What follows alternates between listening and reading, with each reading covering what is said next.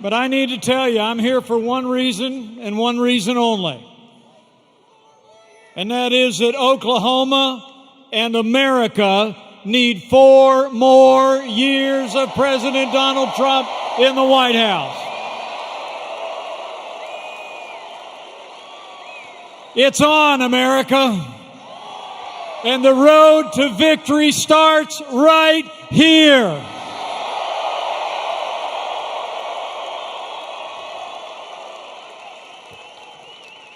You know, I'm here because I stand with President Donald Trump. When this president stands up for American jobs and American workers, I stand with President Donald Trump. When this president stands up for faith and family and the American flag, I stand with President Donald Trump.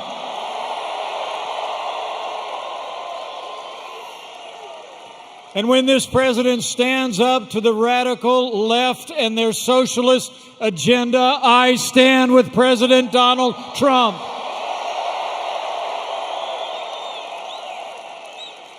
And when our president stands up for law and order and liberty and justice for all, we stand with President Donald Trump.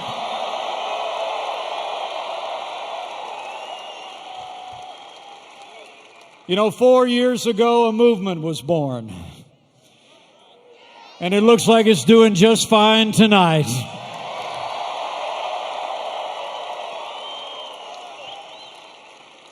It's a movement of everyday Americans from every walk of life. Here in Oklahoma, you believe we could be strong again. You believe we could be prosperous again. You said yes to President Donald Trump in 2016, and I know Oklahoma is going to say yes to 4 more years of President Donald Trump in 2020.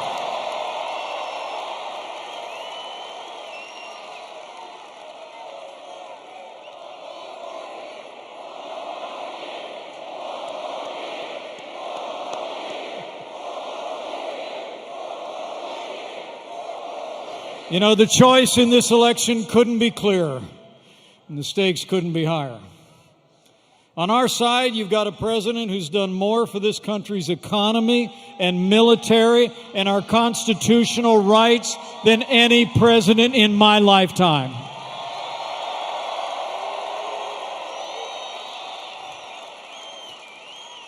He's delivered 3 years of action, 3 years of results, 3 years of promises made and promises kept.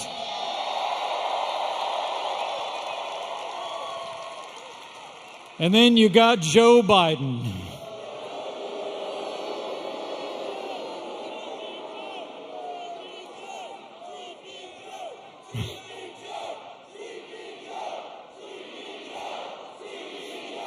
I mean, think about the contrast.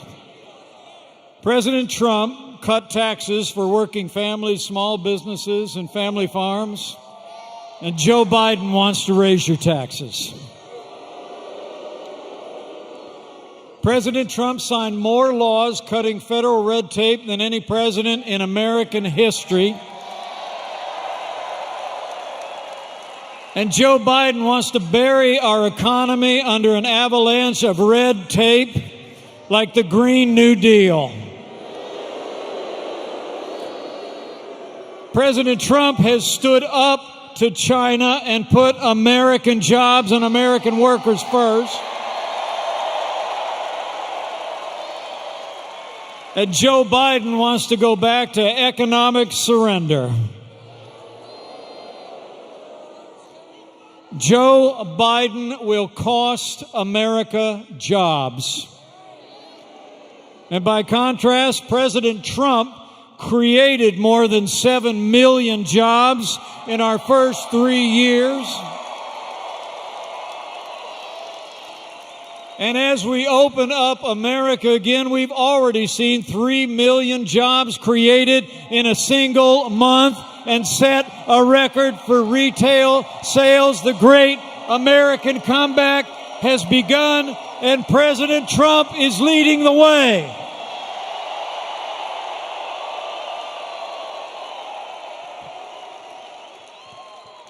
And when it comes to our national defense, President Trump rebuilt our military.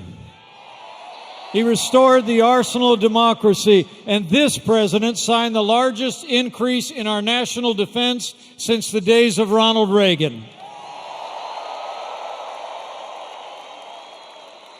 Joe Biden and the Democrats, they neglected our military, support budget cutbacks, and ignored threats abroad. You know, under this president, with our renewed strength, we've taken the fight to radical Islamic terrorists on our terms, on their soil.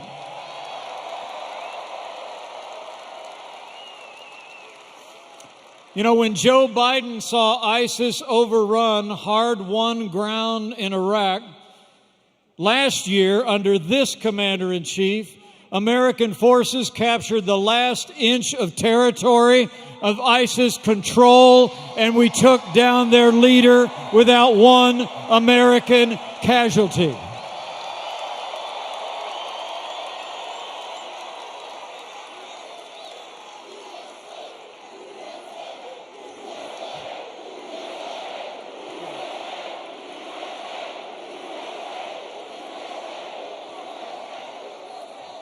And remember when Joe Biden sent pallets of cash to terrorists in Iran?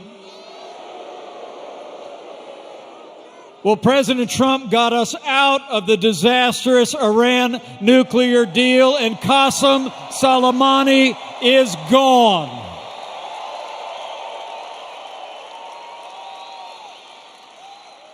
You know, as the father of a United States Marine, I couldn't be prouder to serve alongside a president who cares so deeply about the men and women of our armed forces. So the choice is clear on jobs, on national security. And this president also knows that national security starts with border security.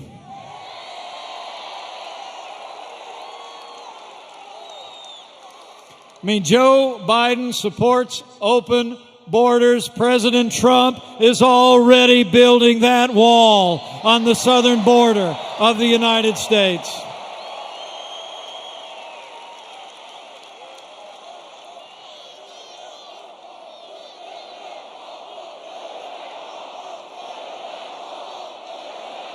Oh, we're building it.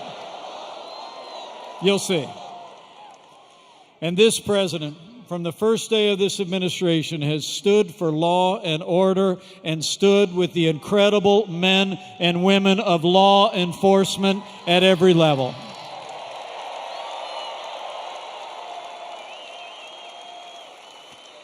You know, the American people know that most of those who serve in the uniform of law enforcement are the best people in America. It's true. And we all know what happened to George Floyd was a tragedy that shocked the conscience of the nation, and justice will be served. There's no excuse for what happened to George Floyd, but there's also no excuse for the rioting, looting, and violence that followed.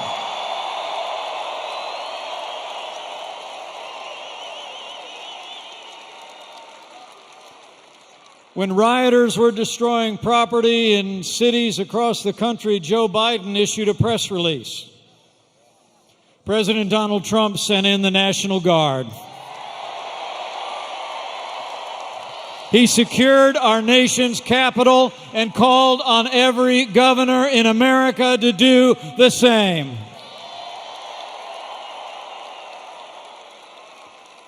And in the days that followed, you saw it. We quelled the violence. And since then, we've been working with law enforcement and leaders in our African American community to improve public safety and improve the lives of our African American neighbors. We're listening. We're learning. We're leading.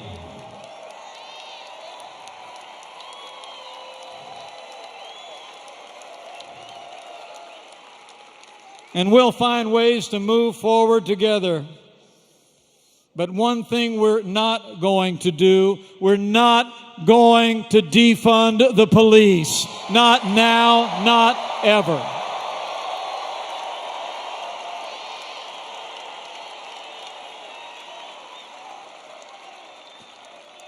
And when it comes to the rule of law, Joe Biden is making plans to appoint activist judges who will legislate from the bench. But next week, President Trump will appoint his 200th judge to our federal courts. And they're all conservative jurists who are upholding the God-given liberties enshrined in our Constitution, like the freedom of speech, the freedom of religion, and the Second Amendment right to keep and bear arms.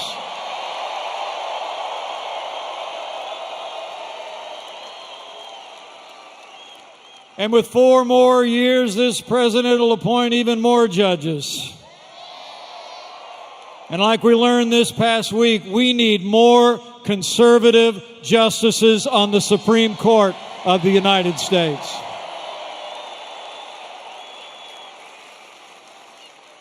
And finally, while Joe Biden supports taxpayer funding of abortion and was just endorsed by Planned Parenthood, I couldn't be more proud to be vice president for a president who stands without apology for the right to life.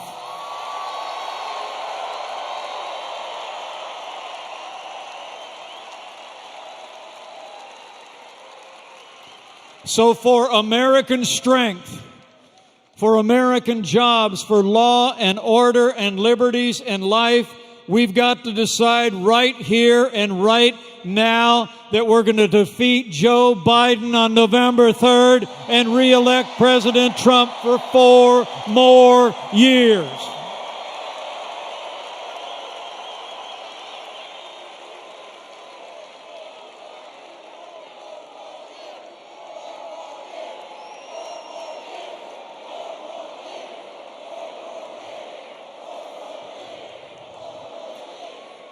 You know, because it's not just the record of success. It's about leadership. And the leadership this president has shown in one of the most challenging times any of us can remember. Did you know before we had a single coronavirus case in the United States, President Donald Trump closed down all travel from China? He put the health of America first.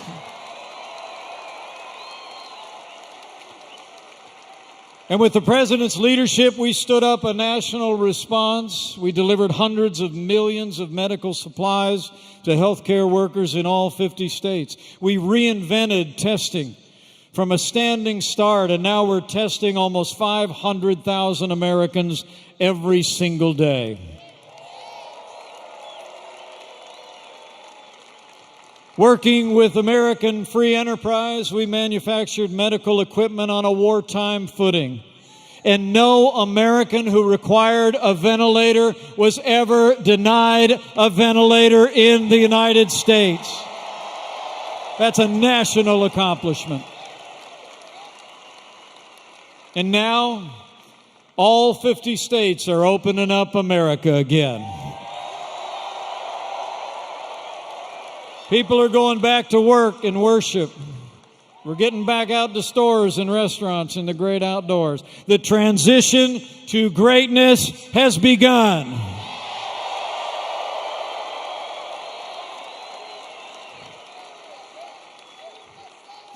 And despite the fear-mongering of some in the media, the truth is all across this country, hospitalizations are down, our losses are declining, and every day we're one day closer to putting the coronavirus in the past.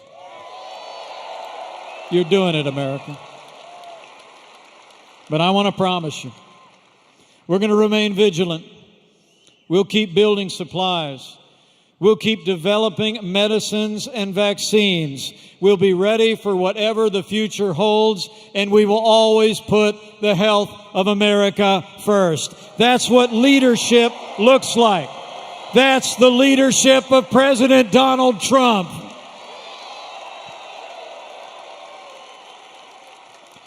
So my fellow Americans, get ready. Buckle up. It's on. We've got a little more than 4 months to win 4 more years for President Donald Trump in the White House. So get ready to bring it, just like you did 4 years ago.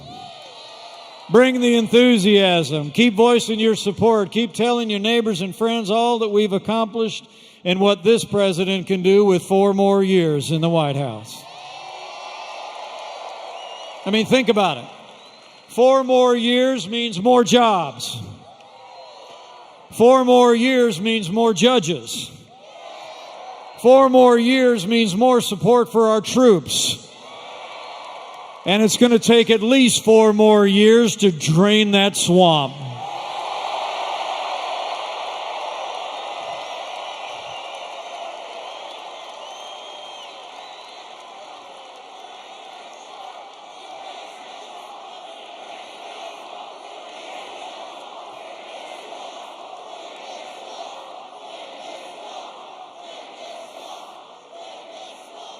And when we do all that, I believe with all my heart, over the next 4 years, we're going to bring this country together.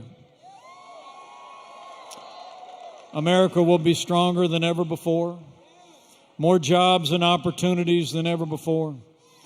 And America will be a place where every American, regardless of race or creed or color or income, can work and worship in freedom, choose where their child goes to school, find a good paying job, and live the American dream.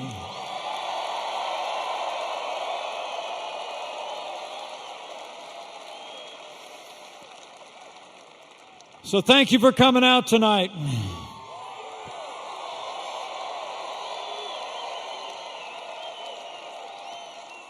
I'm going to get on my way and let you hear from him yourself.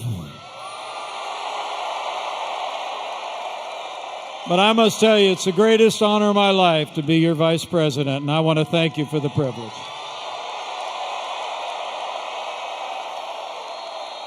And in all my travels across this country, from big cities to small towns over the last 4 years, I can tell you firsthand, America is a freedom-loving nation, and America is a nation of faith.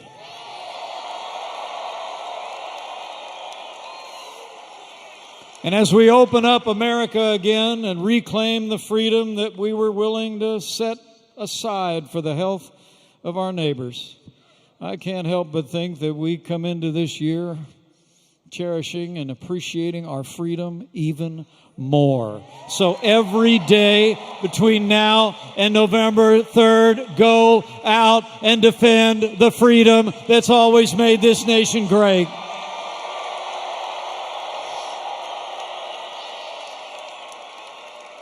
And while you're doing it, have faith. Faith that in these challenging times, that if His people who are called by His name will humble themselves and pray, He'll do like He's always done through the long and storied history of this land. He'll hear from heaven. He'll heal this land, this one nation under God, indivisible, with liberty and justice for all. So pray for America, for all the American people. Ladies and gentlemen, President Donald Trump is the real deal. He's a man who says what he means and means what he says. He never quits. He never backs down. And I can tell you firsthand, he's never stopped fighting to keep the promises that he made to the American people. And now it's our turn to fight for him. And I just know that with your continued support and prayers, every day between now and November 3rd, we're going to have that great American comeback. We're going to make Oklahoma and America stronger and more prosperous than ever before. And with President Donald Trump in the White House for 4 more years, and with God's help, we will make America great again again. Thank you, Oklahoma. God bless you.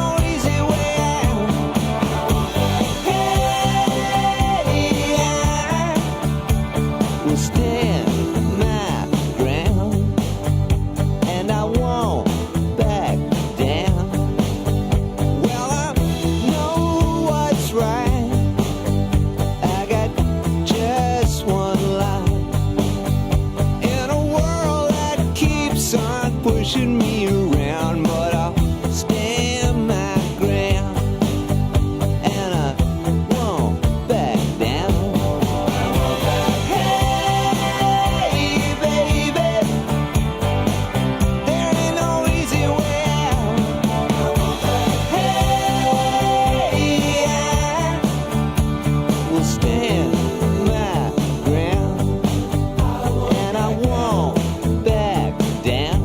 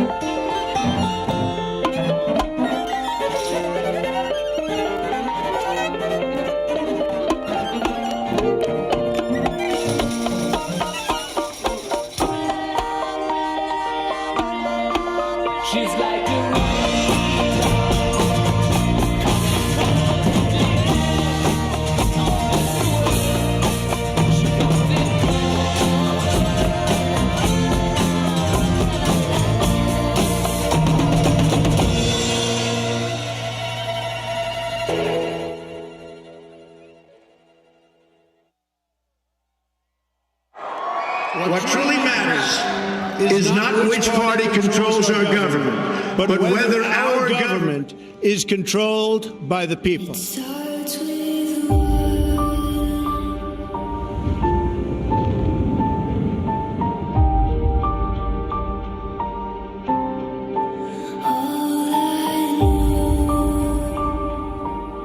For too long, a small group in our nation's capital has reaped the rewards of government while the people have borne the cost. The establishment protected itself, but not the citizens of our country. That all changes starting right here and right now.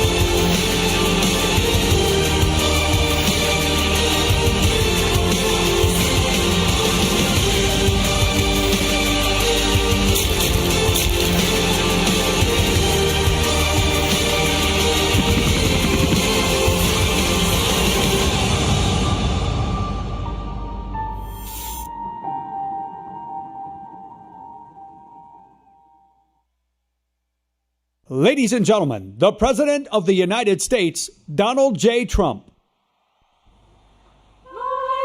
And I'm proud to be an American, where at least I know I'm free.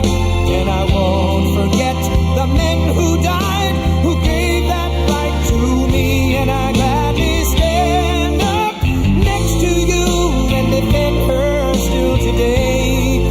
'Cause there ain't no doubt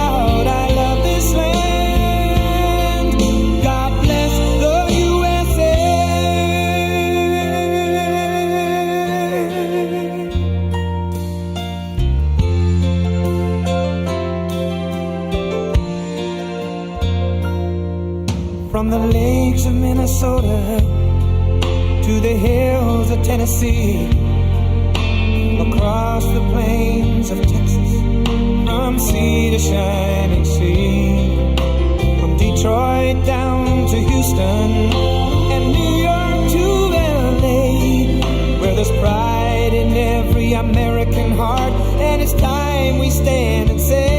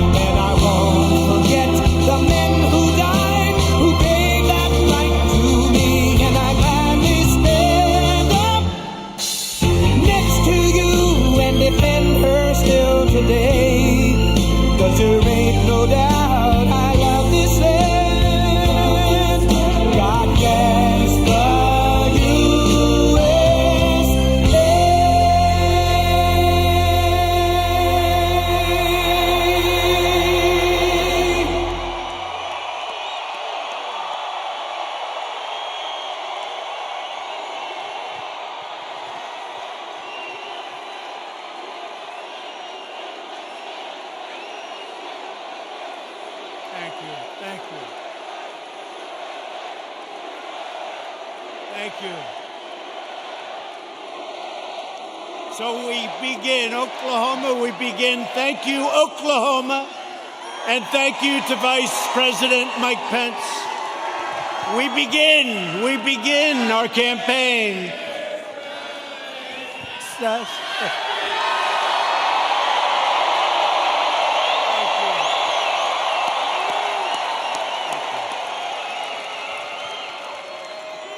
We begin our campaign, and I just want to thank all of you. You are warriors. I've been watching the fake news for weeks now, and everything is negative. Don't go, don't come, don't do anything. Today it was like, I've never seen anything like it. I've never seen anything like it. You are warriors. Thank you. We had some very bad people outside. They were doing bad things. But I really do. I appreciate it. We have just a tremendous group of people in Oklahoma. And I hear from your two great senators and your governor that we're doing very well in Oklahoma. That's the word. I stand before you today to declare the silent majority is stronger than ever before.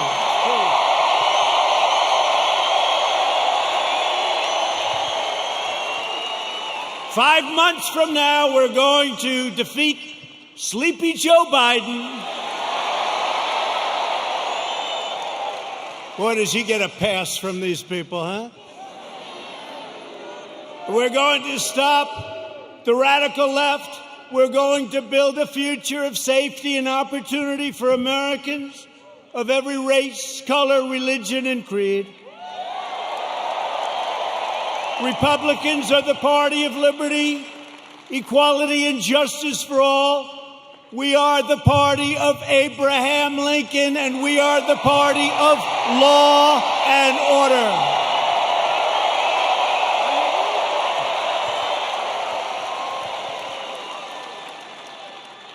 Think of what we've done.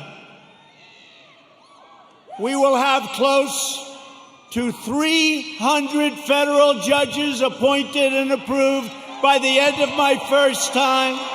That's an all-time record.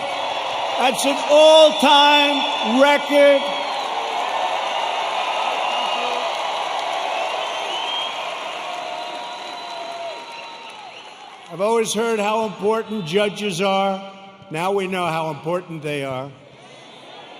Think of that, over 300, around 300 by the end of the term. And when we have another 4 years, we're going to have a big, big percentage of the total number. Very important. November 3rd. And 2 great Supreme Court judges. So we have 2 justices of the Supreme Court. Justice Gorsuch, Justice Kavanaugh. They're great. They're great. We have 2. And we could get a few more. Yeah, we could get a few more. We've spent over $2 trillion to completely rebuild the unmatched strength and power of the United States military. And all of that incredible equipment, whether it's submarines or missiles or rockets or jet fighters, bombers, it's all built in the USA.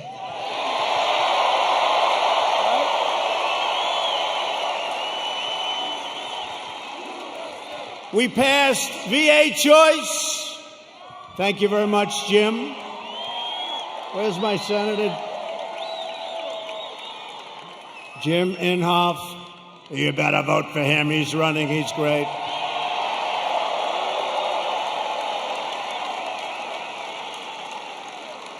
But we'll get to him and James Lankford in a second. 2 great senators. You have 2 great senators. So we passed VA choice. So if you're a veteran, for years and years, they've wanted to do it for almost 50 years. We got it done. We get a lot of things done. And so if you're a veteran And you have to wait in line for 1 week, 2 weeks, 3 weeks, 5 weeks, 7 weeks, 2 months. What happens is you go outside, you get a private doctor, you get fixed up, and they pay your bill. We take care of the bill. We take care of the bill, and you get immediate service. It's never happened before, and our approval rating at the VA is now 91%. That's how good it is. Never been anywhere near that number. Never been anywhere near that number. And VA accountability. We had a lot of bad people in the VA, people that didn't love our vets, people that were sadistic, people that stole, a lot of bad people. You couldn't get rid of them because they were, let's say it could be unions, it could be civil service, right? Let's just say. And so you couldn't get it done. That was another one. For decades and decades, they wanted to get it changed. And I got it done with those people and your congressman, who I'm going to introduce. VA accountability, and now somebody treats our veterans badly. And we look at them, and what do we say? We say, you're fired. Get out, right? Get out. They got rid of a lot of bad people that were there for a long time, sort of like me in Washington, draining the swamp. I never knew it was so deep, but it's happening. It's happening. I never knew it was so deep. It's deep and thick and a lot of bad characters. Thank you. We're lowering the price of prescription drugs, making our allies pay their fair share. They get a big bargain on drug prices, and enacting fair trade deals that finally, after all these years, put America first. I've been saying it for a long time. We passed the largest tax cuts in the history of our country. The Democrats want to raise your taxes. Tell me about that. Tell me about that. I guess I'm old-fashioned. You know, all my life, I heard politicians want to lower taxes, not raise them. If you could lower them, you couldn't lose. The Democrats want to substantially raise your taxes. How do you figure that? How do you figure that? And regulation cuts, we passed more regulation cuts than any administration in the history of our country.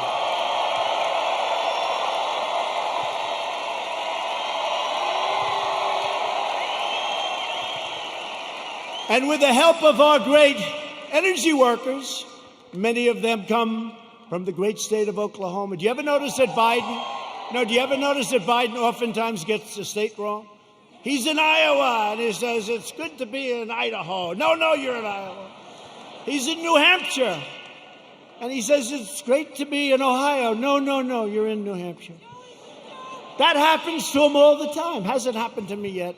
You know, when that happens, there's nothing you can do to make up for it. You might as well just walk off the stage because the speech is a disaster. Sure. Right?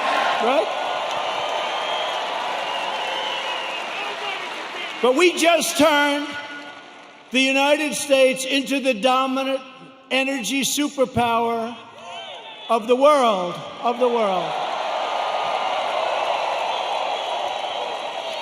And because of the Chinese virus, what happened about 3 months ago, it looked like we were in big trouble, and we were, and I got it back together. I called Russia. I called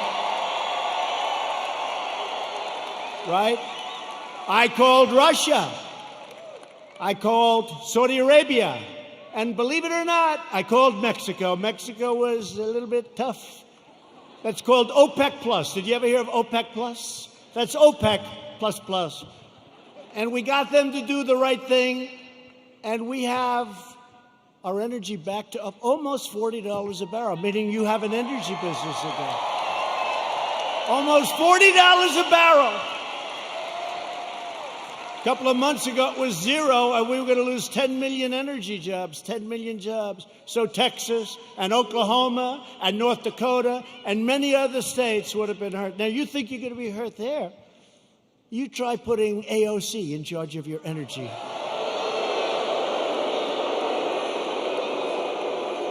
That will make the pandemic look like child's play to the people in energy. She has one problem. It's called petroleum. No president or administration has done more in the first 3.5 years than the Trump administration. Not even close. Nobody. Our incredible success in rebuilding America stands in stark contrast to the extremism and destruction and violence of the radical left. We just saw it outside. You just saw it outside. You saw these thugs that came along. These people call them protesters. Isn't it beautiful? It's so beautiful. No, they're so wonderful. They call them the Boston Tea Party. They're so wonderful. Yeah, they call them. You ever watch fake news CNN? You ever watch where they go?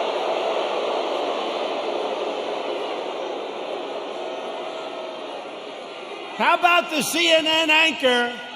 How about the CNN anchor? You know, did a little shave job in the head, which is fine. And he's standing in front of a building saying things are very peaceful here. And the building is, it looks like the biggest fire I've ever seen. The whole town is burning. It's like the biggest fire. And he said, things are very good here, Anderson. I think it's good. I think it's good. These are wonderful people, Anderson. You ever see that? Looked like the world was coming to an end. And you know, we did something in Minneapolis. After watching for 3 or 4 days, I called. I said, you got to get out. You can't protect yourselves. I got them to take 8,000 National Guardsmen. And in 1 hour, it all ended. And they rode through the next 3 weeks with no problem.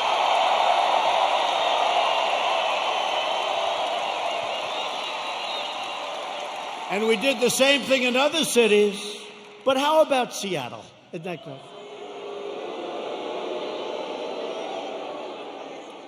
So they take over a big chunk of a city called Seattle. I mean, we're not talking about some little place. We're talking about Seattle. Have you ever been to Seattle? They took over a big chunk, and the governor, who's radical left, all of these places I talk about are Democrat. You know that. Every one of them. Every one of them. And I have an offer out. I said, anytime you want, we'll come in, we'll straighten it out in 1 hour or less. Now, I may be wrong, but it's probably better for us to just watch that disaster.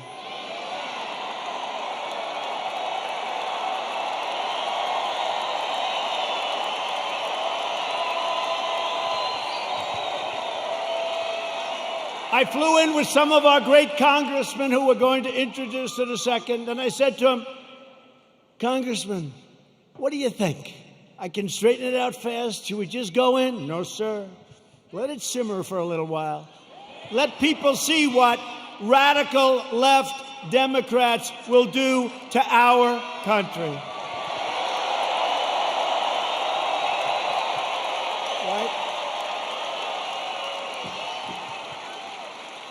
But Americans have watched left-wing radicals burn down buildings, loot businesses, destroy private property, injure hundreds of dedicated police officers. These police officers, they get injured. They don't complain. They're incredible. And injure thousands upon thousands of people only to hear the radical fake news say what a beautiful rally it was.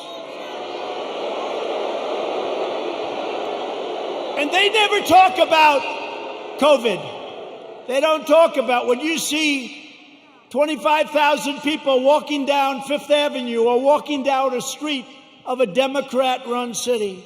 You never hear them saying, they're not wearing their mask. You don't hear them saying, as they're breaking windows and running in And then when I say the looters, the anarchists, the agitators, they say, what a terrible thing for our president to say. What a terrible thing. But you don't hear them talking about COVID. COVID.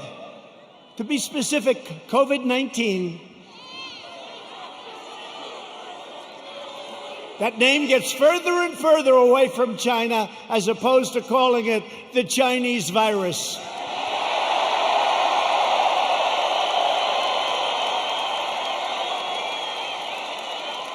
And despite the fact that I have done a phenomenal job with it, I shut down the United States to very heavily infected, but all people from China in late January, which is months earlier than other people would have done it, if they would have done it at all. I saved hundreds of thousands of lives. We don't ever get even a mention. Then I closed it down to Europe early. Closed it down because I saw what was happening. And by the way, most people said, don't do it. Don't do it. We saved hundreds of thousands of lives. And all we do is get hit on like we're terrible. And what we've done with the ventilators and with the medical equipment and with testing, testing is a double-edged sword. We've tested now 25 million people. It's probably 20 million people more than anybody else. Germany's done a lot. South Korea's done a lot. They call me, they say, the job you're doing. Here's the bad part. When you do testing to that extent, you're going to find more people. You're going to find more cases. So I said to my people, slow the testing down, please. They test and they test. We got tests that people don't know what's going on. We got tests. We got another one over here. The young man's 10 years old. He's got the sniffles. He'll recover in about 15 minutes. That's a case. Add up to it. That's a case. That's a case.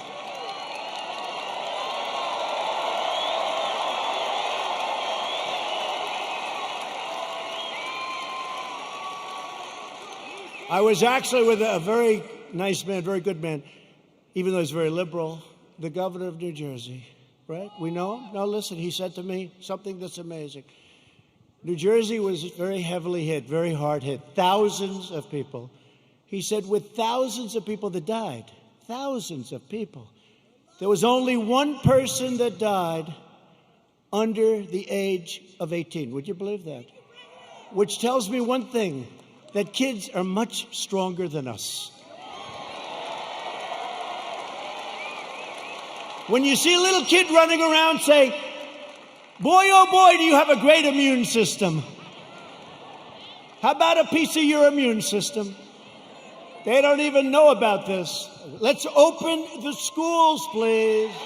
Open.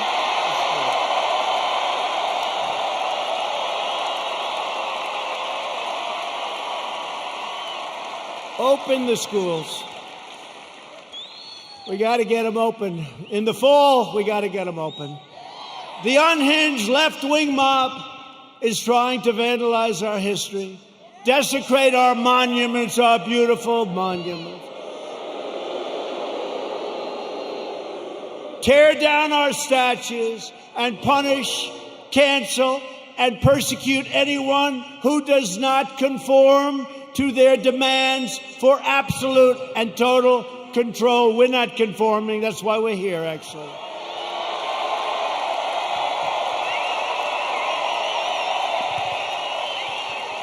This cruel campaign of censorship and exclusion violates everything we hold dear as Americans. They want to demolish our heritage so they can impose their new oppressive regime in its place. They want to defund and dissolve our police departments. Think of that. I heard it for the first time 2 weeks ago. I said, well, that one, they're only kidding. I said, they're not. Minneapolis, you see what's going on? They're not kidding. They got a lot of problems. They'll have a lot of problems. Hey, it's 1 o'clock in the morning. And a very tough, I've used the word on occasion, hombre.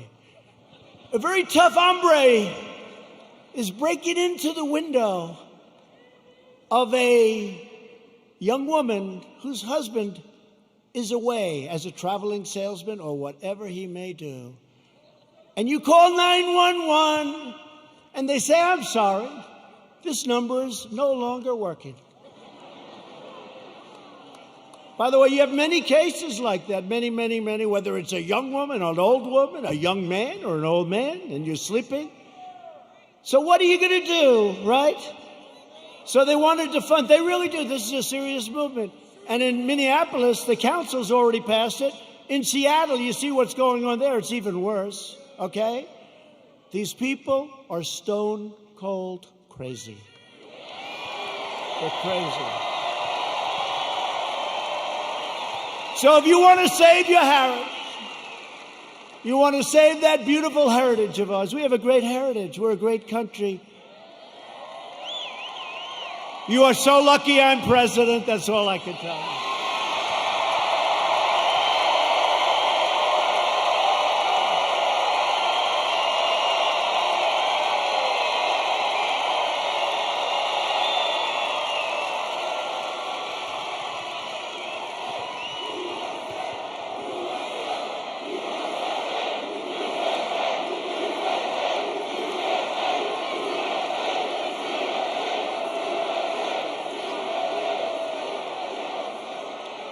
People have come up to me and say, how do you take it?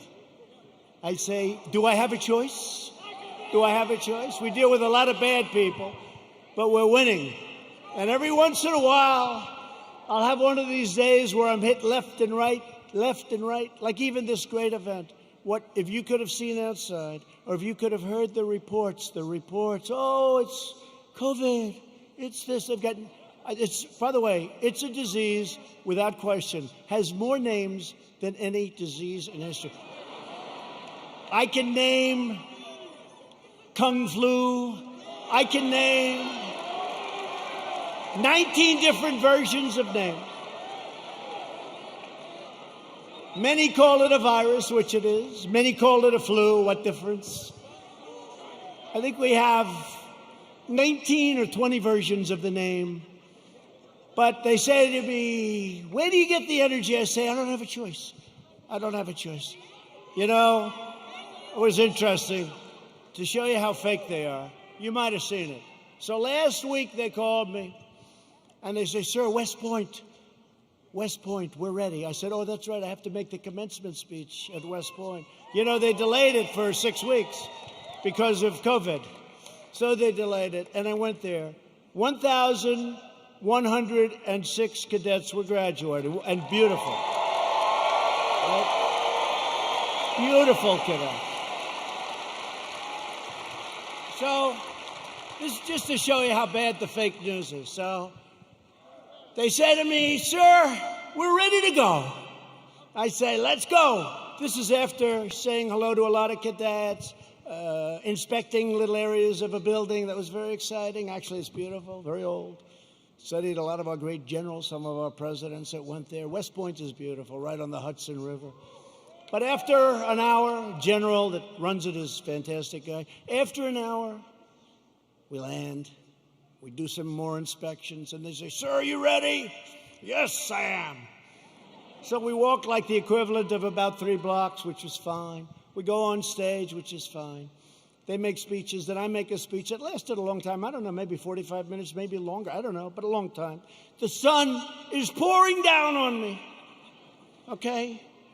But they said to me before the speech, sir, would you like to salute each cadet, each single cadet, or maybe they'll be in groups of 2. Would you like to salute like this? Yes, like this. Almost 600 times. You know what that is? 600 times!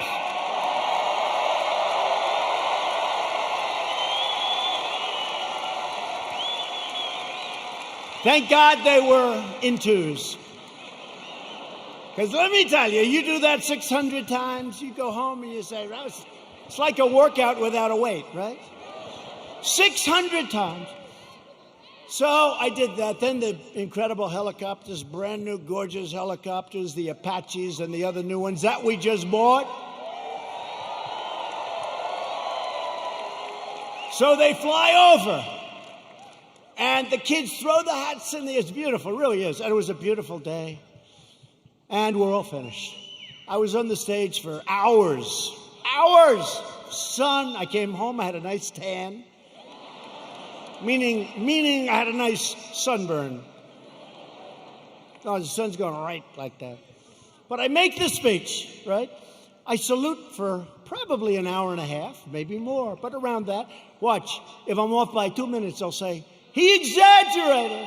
It was only an hour and 25 minutes. He exaggerated, he lied, he's a liar. These people are sick, the fake news.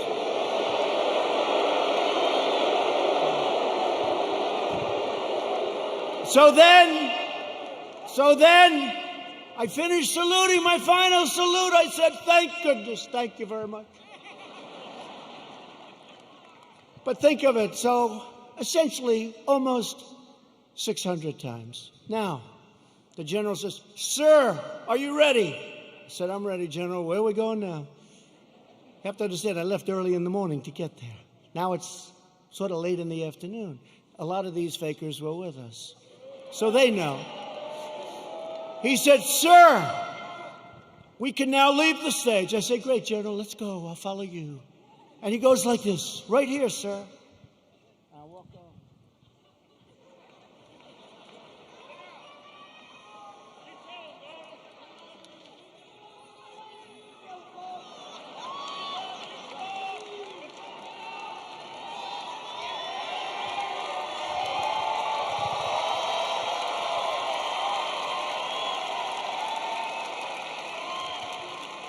And the stage was higher than this one.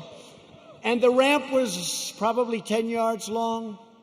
I say, General! Now you got to understand, I have the whole Corps of Cadets looking at me. And I want them to love their president. I did this big thing. I love them. I love them. They're incredible. And they do. I said, General, I've got myself a problem, General. Because I'm wearing leather bottom shoes, which is good if you're walking on flat surfaces. It's not good for ramps. And if I fall down, look at all those press back there. Look at them.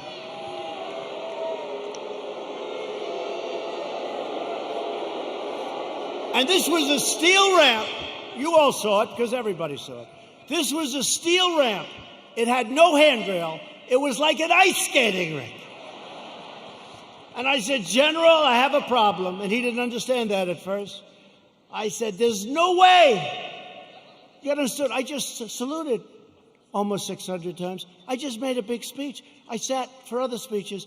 I'm being baked. I'm being baked like a cake.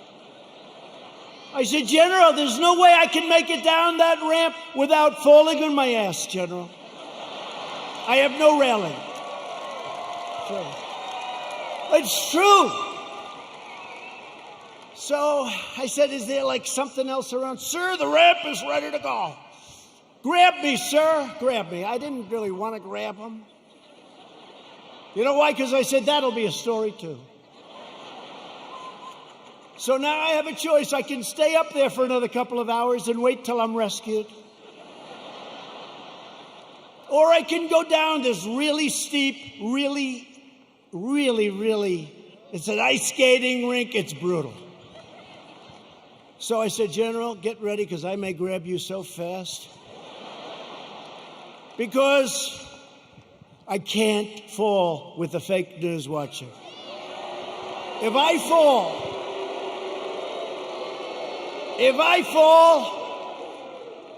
I remember when President Ford fell out of the plane, you remember? I remember when another president, nice man, threw up in Japan. And they did slow motion replays. It's true. Right? It's true. I don't want that, General. Now he's standing there, big strong guy, and he's got these shoes, but they're loaded with rubber on the bottom. Because the first thing I did, I looked at his shoes. Then I looked at mine. Very, very slippery. So I end up saying, okay, General, let's go. I will only grab you if I need you. That's not a good story. Falling would be a disaster. It turned out to be worse than anything. I would have been better off if I fell and slid down the damn ramp. Right? So what happens is I start the journey inch by inch, right? And I was really bent over, too. I didn't like that, I didn't like this picture. This picture, I'm sure, will be an ad by the fakers. So I was bent over, right? And I'm going like this.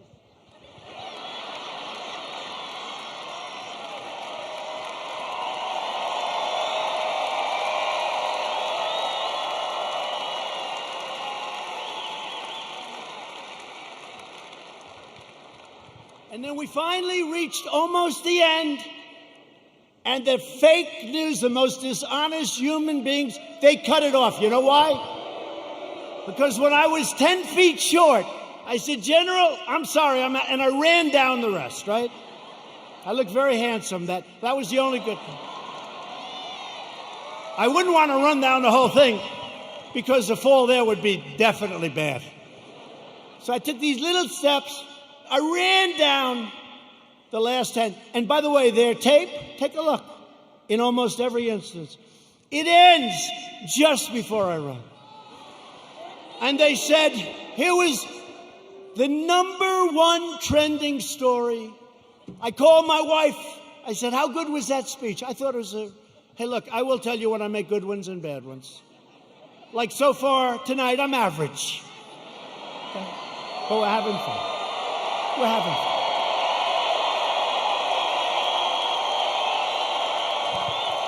So far tonight. But I called my wife and I said, how good was it, darling? She said, you're trending #1. I said to our great First Lady, I said, let me ask you a question. Was it that good, the speech, that I'm trending #1? Because I felt it was really good. No, they don't even mention the speech. They mentioned the fact that you may have Parkinson's disease. It's true. It's true.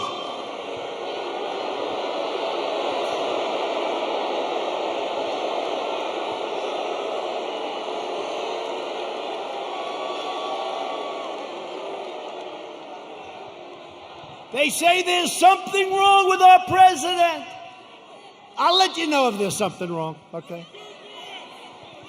I'll let you know if there's something. I'll tell you what, there's something wrong with Biden, that I can tell you.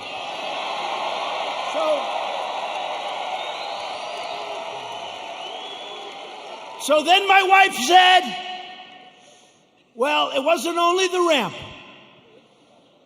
Did you have water? I said, yeah. I was speaking for a long time. I didn't want to drink it, but I wanted to wet my lips a little bit. You're working hard up there with the sun pouring down on you. I love this location. The sun's like this. This way they save on lighting, right? That's why they did it probably. So what happens is I said, what does it have to do with water? They said, you couldn't lift your hand up to your mouth with water. I said, I just saluted 600 times like this. And this was before I saluted. So what's the problem? She said, well, I know what you did. You had on a very good red tie. That's sort of expensive. It's silk because they look better. They have a better sheen to them. And I don't want to get water on the tie. And I don't want to drink much. So I lifted up the water. I see we have a little glass of water. Where the hell did this water come from? Right? Where did it come from? And I looked down on my tie because I've done it. I've taken water and it spills down into your tie. It doesn't look good for a long time. And frankly, the tie is never the same. So I put it up to my lip and then I say, because I don't want it to, just in case. And they gave me another disease. They gave me another disease.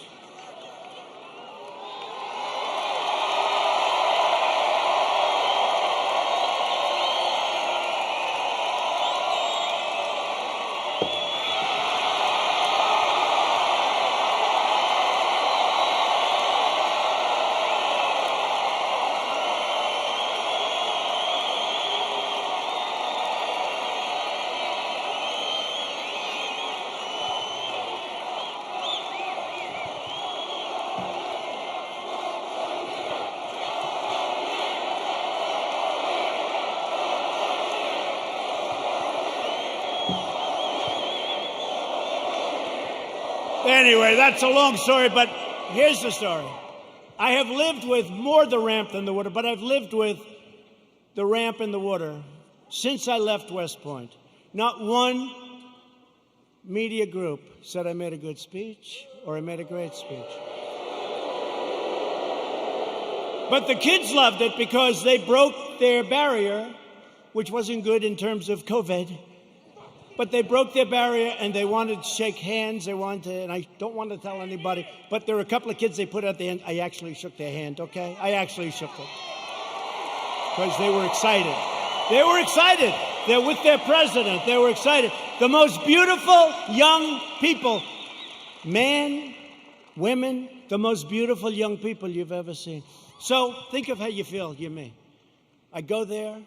How did I do? Sir, that was a great speech. You know, all my people, sir, that was one of your best. That was great. I said, that's great. I agree. It was a good speech. I like that speech. They don't mention the speech, but they have me going down this ramp at an inch at a time. It's so unfair. It really is. So unfair. They are among the most dishonest people anywhere on earth. They're bad people. Bad people. Okay, that's enough of that. I wanted to tell that story. Does everybody understand that story? The left-wing anarchists tore down a statue of Thomas Jefferson. Now we're getting into the real stuff. They decapitated a statue of Christopher Columbus, except in New York when the Italians surrounded it. They didn't have too much of a chance. Those Italians, I love the Italians. They heard they were going to rip down their beautiful Christopher Columbus, and all of a sudden they circled that thing. They didn't do too well in hurting Christopher, did they? Thank you to our Italian population. We're very proud of you, right?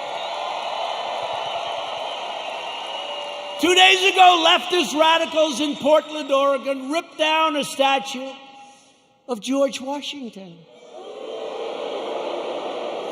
and wrapped it in an American flag and set the American flag on fire. Democrat, all Democrat. Everything I tell you is Democrat. And you know, we ought to do something, Mr. Senators. We have two great senators. We ought to come up with legislation that if you burn the American flag, you go to jail for 1 year. 1 year.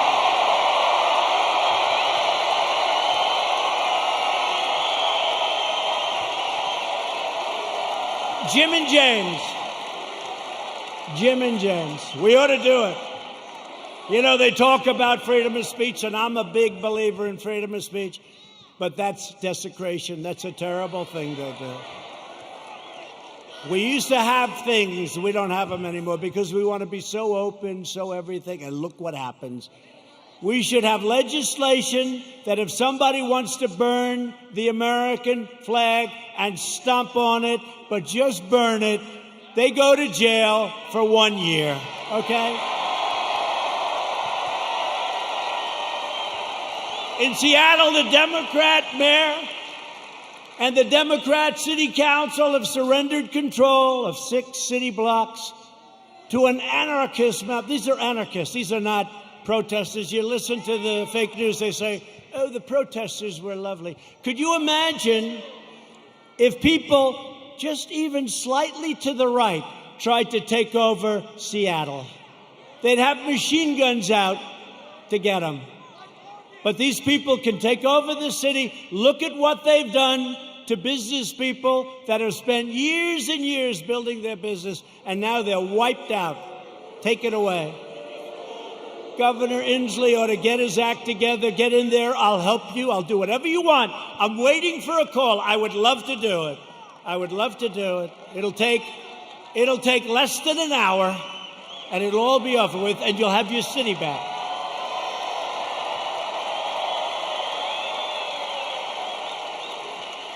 And yet Biden remains silent in his basement in the face of this brutal assault on our nation and the values of our nation. Joe Biden has surrendered to his party and to the left-wing mob. He has no control. Does anybody honestly think he controls these radical maniacs? You know what he says to his wife when he's not confusing her with his sister? Get me the hell out of here. These people are crazy. That's what he says. He has absolutely no control.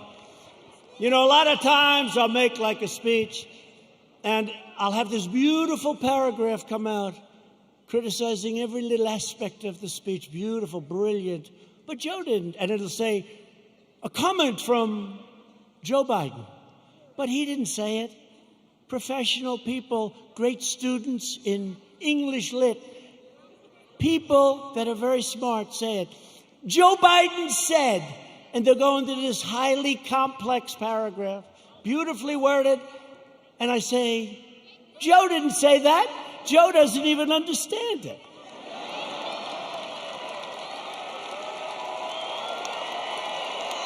And if Biden is elected, he will surrender your country to these mobsters 100%. Your 401ks, by the way, look at how we're doing in the stock market. Just set another record with NASDAQ. Your 401ks and money itself will be worthless. Your 401ks are doing very well, unless, I don't want to say, if you were stupid, I said, don't sell. It went down. But we got it back up. And now NASDAQ, think of it, NASDAQ just set a record, and I think you're going to see a lot of records. And next year, if we don't do anything stupid on November 3rd, you are going to have the greatest economic year we've ever had. That'll be next year. If the Democrats gain power, then the rioters will be in charge, and no one will be safe. And no one will have control. Joe Biden is not the leader of his party. Joe Biden is a helpless puppet of the radical left. And he's not radical left. I don't think he knows what he is anymore. But he was never radical left.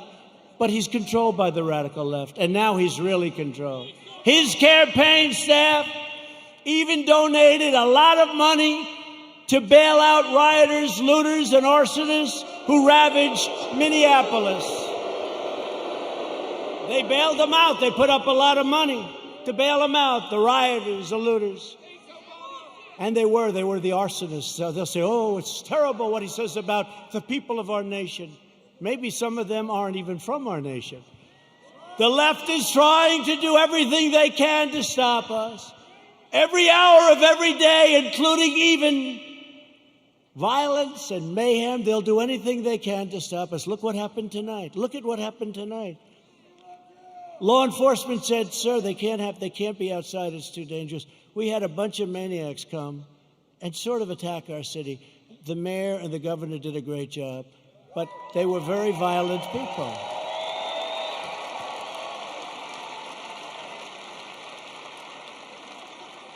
And our people are not nearly as violent, but if they ever were, it would be a terrible, terrible day for the other side. Because I know our people. I know our people. But we will never submit to their threats, and we will never let them destroy our nation. What they did tonight, I saw it on television coming in on Air Force One. One thing about Air Force One, we got plenty of televisions. We have televisions in closets. You open up the closet, got a television. We got a lot of televisions. It's a great plane, great everything. By the way, we ordered new ones. No president wanted to do it. They thought it was luxury. I said, wait a minute. Air Force One is 31 years old. People don't realize that. So I said, they gave me a chart very early in my administration, like, how about the first week? Sir, would you sign for this plane? Now, it's actually two planes. Would you sign for this plane? Air Force One. I said, how old is the original or the one we have now? Sir, it's 31, 32 years. And I'd see people coming in from foreign lands that can't compete with us. Rich countries, but they can't compete with you. And they have a brand new, beautiful 747-800. 747. And I said, wait a minute. That country has new, and we have a 31-year, so somebody had to do it. So the deal was made, and it was made for a lot of money. I think it was $5.7 or $5.6 billion. Now, in all fairness, it's 2 planes, and there's a lot of stuff in those planes. I won't talk to you about it. So I told Boeing, the head of Boeing, they said, "Sir, please, would like to get started on the planes." I said, "I do too, but I'm not paying $5.6 billion. And I'm not paying $4.6 billion. I said, it has to have a 3 on the front of it. I mean, that's a hell of a lot of money, too. But it is a rather complex situation. They said, "No way, no way." This was before Boeing had problems, by the way. But Boeing's coming back. They're coming back. The greatest company in the world, and it had some big problems. It had a couple of problems that didn't work out. That was terrible. But the greatest, I think before that, it was the greatest company in the world. It made up 1/4 of a point of our GDP. Think how big that is, one company. It was an unbelievable machine. And then they made a plane, and they did some foolish things, and a terrible thing happened, and all of a sudden, they've gone through hell. But you know what? They're coming back. We're ready to help them if they need it, but they're coming back, and they're coming back strong.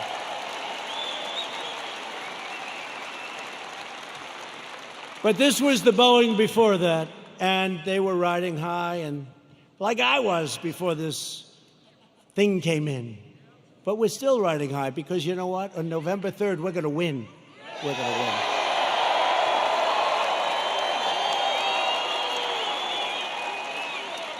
So they came in and they said, no, we want, 5.6 billion, whatever it was. If I'm a little bit off, they'll go crazy, you know. Whatever. But it was a lot. 5.6 billion. Nope, got to have a 3. Got to have a 3. Call me up. Nope, cancel the contract. I said, cancel the contract. I want to cancel. I said, General, can you cancel the contract? He said, yes, sir. I'm very proud of it. Oh, good. Cancel it. Okay, sir. By the way, to cancel it, do you have to pay anything? Yes, sir. We have a cancellation fee, sir. How much is it, General? $250 million, sir. I said, what? Sir, we made a good deal. $250 million to cancel. You mean if we don't buy the plane, we have to hand them $250 million? That's not good, right? Look at these two guys. They're looking.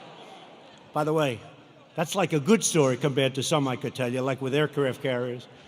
So they said $250 million, or I always say this, or around that number, because I'm off by a little bit. They say, oh, he exaggerates. I look at numbers all day long. That's what I look at for years now, for my whole life when you think of it.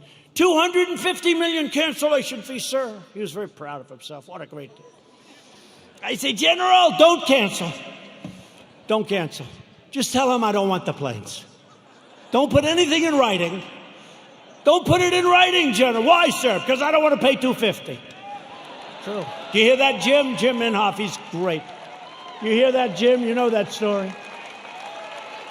He does a great job.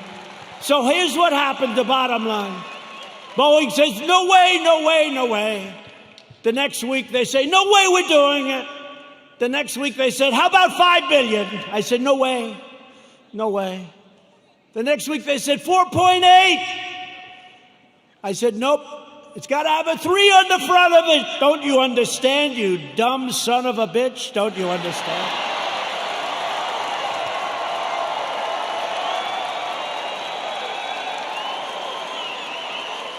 I turned out to be right, you know. Turned out to be right. Nobody gets that. No, got to have a 3. Next day, they come back. 4.5 is our best offer. Nope, I'm not doing it. I'm not doing it.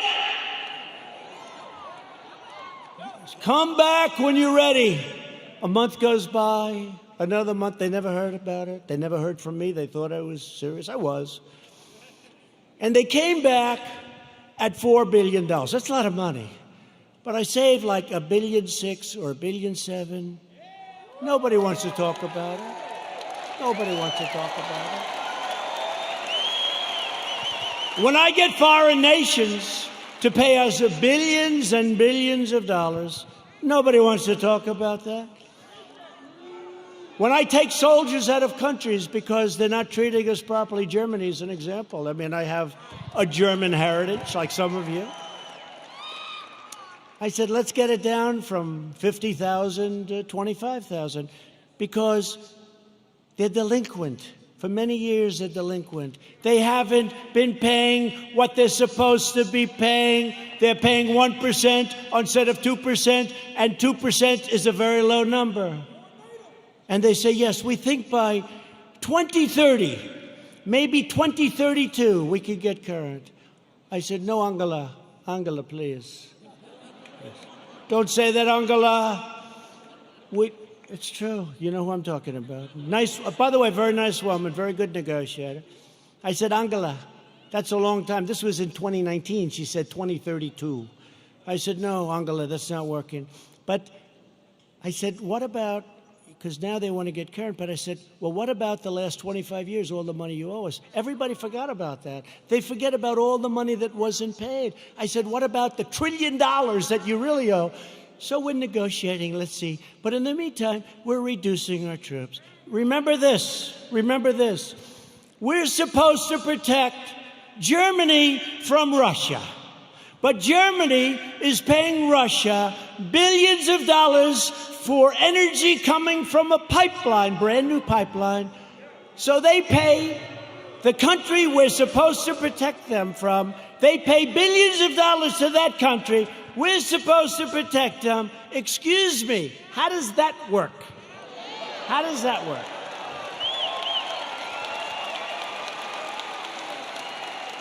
And the great thing is with Jim Inhofe and with James Langford, likewise, when they just said they love you, James. When they hear it, they get it. A lot of people don't get it. They get it.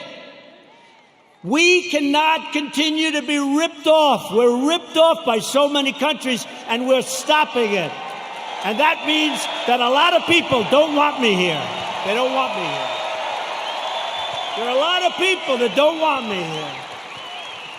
You know, they don't sell a lot of bombs when we're not dropping bombs on people. You know that, right? It's called the military-industrial complex. When rioting and looting broke out in our nation's capital, I very quickly deployed the National Guard. I said, get them in. After watching for an evening or two, we stopped the violence and restored peace and order to the streets. And last night they had a little breakout again. They ripped down a statue that was 110 years old, beautiful piece of art, in front of the police precinct with our radical left mayor watching on television. We're not happy. That's going to be very expensive for D.C. They're always looking for money. We need more money. We always need more money. And then they don't do the proper job. So it's not going to be good for Mayor Bowser. Mayor Bowser. They were heading over to the Jefferson Memorial recently. And they wanted to do damage to our great, beautiful Jefferson Memorial. Not going to happen. Don't worry about it. We have it surrounded with very strong people. The choice in 220 is very simple. Do you want to bow before the left-wing mob? Or do you want to stand up tall and proud as Americans?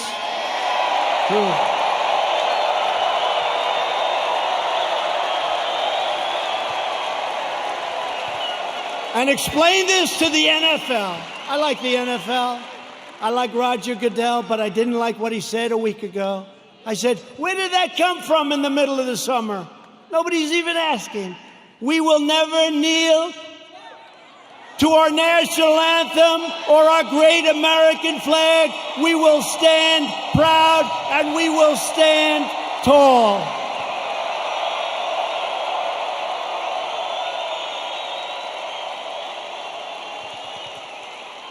I thought we won that battle with the NFL. Their stadiums were emptying out. Did you see those stadiums? It took them a long time to get you back. A lot of people didn't like that. You know, a lot of people that you wouldn't even think would care that much. I've had people that I said, these are super left liberals, and they didn't like it. Joe Biden and the Democrats want to prosecute Americans for going to church, but not for burning a church. They believe you can riot, vandalize, and destroy, but you cannot attend a peaceful pro-America rally. They want to punish your thought, but not their violent crimes. They want to abolish bail, abolish and open up your borders. They want open borders, let everyone, and by the way, we're doing so well. We have a record this month on the borders. Nobody's coming in. Very few people. And they want to abolish ICE. Our great people from ICE who send the roughest, toughest, meanest people that you've ever seen or ever heard. Generally speaking, when they have lots of tattoos on their face, they're not looking to do you much help. ICE, they're rough guys, they're rough, they're great Americans, they're rough, but they'll walk into, they call them a pack. They'll walk into a pack of tough MS-13 gang members. And you know, we shouldn't say this, it's not nice. They want us to negotiate. They start swinging, and the others start swinging. Everybody's swinging. At the end, they carry them back, and they throw them into the paddy wagon, right? They're great. And these people want to get rid of ICE. They get rid of murderers. They get rid of rapists. They get rid of the worst scum on earth.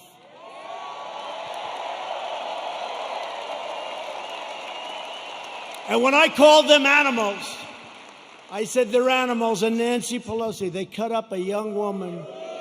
They cut up a young woman and her friend, cut them up with a knife because it was more painful, dead. Cut them up with a knife because it's more painful, takes longer than shooting a gun. They cut them up. I said, these are animals. And Nancy Pelosi said, these are human beings, they're not animals. If I lose an election over that, you know what? This country's in big trouble. Big trouble. They want to disarm law-abiding citizens and dismantle our police forces while freeing vicious MS-13 gang members. In Joe Biden's America, rioters, looters, and criminal aliens have more rights than law-abiding citizens, and that's true. In my administration, we defend American citizens, and we deport MS-13 members. Or put them in jail if we have to. The chaos you're seeing in our Democratic-run cities, these are all run by the Democrats, is what will happen in every city and community in America, and much, much worse if we don't keep them out. We have to do this.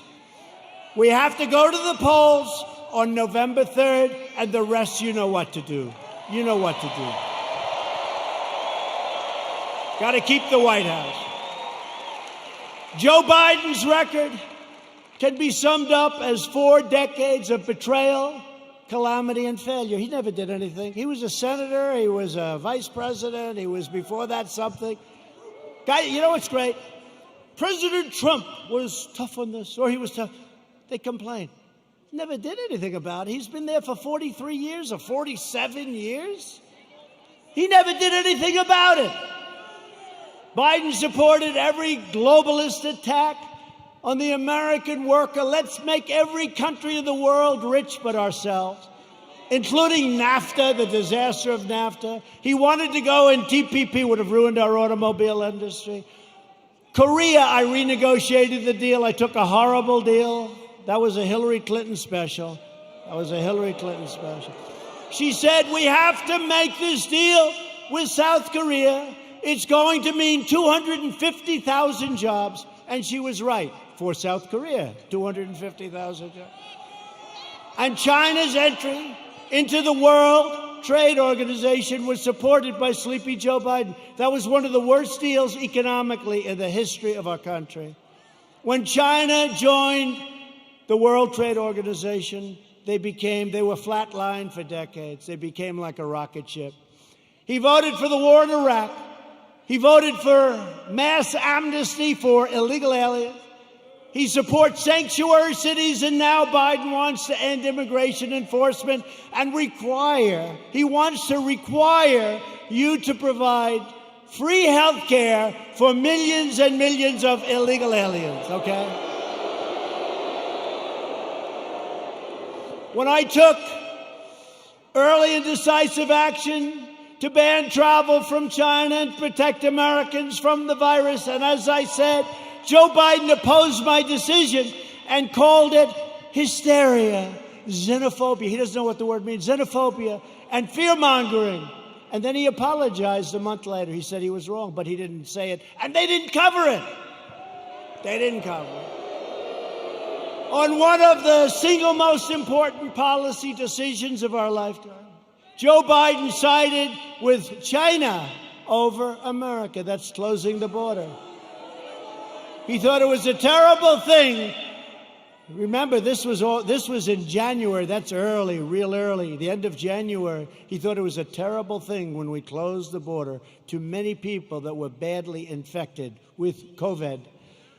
When the chips are down, Biden will always cave to the radical left. He'll always bow to the angry mob, and he will never protect you or your family, and you know that. Joe Biden will always let you down. That's been his history.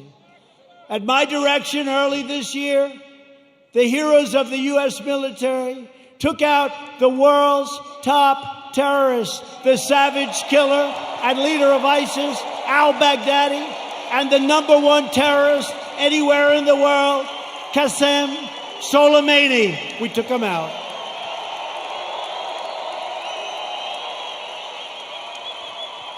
Joe Biden opposed killing Soleimani.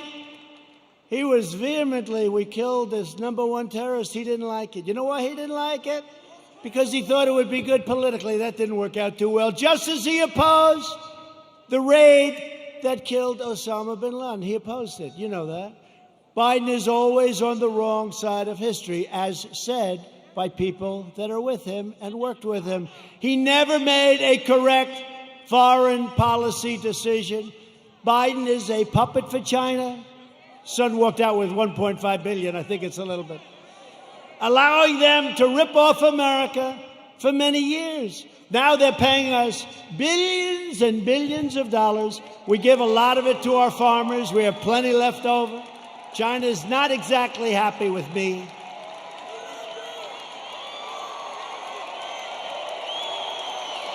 Billions. They pay us billions and billions of dollars, and they targeted our great farmers. And I took the money that they targeted. I took that money, and I gave it to the farmers, so they were even. So they're okay. Are you okay? Come. Doctor, please. Doctor. Thank you. These people, some of the people are waiting for 5 days, especially in this location, right? You take your time, darling. Take your time. Thank you very much. Take your time. Doctor, thank you, doctor.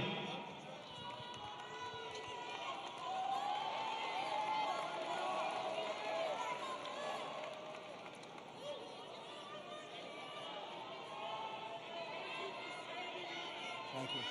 Thank you.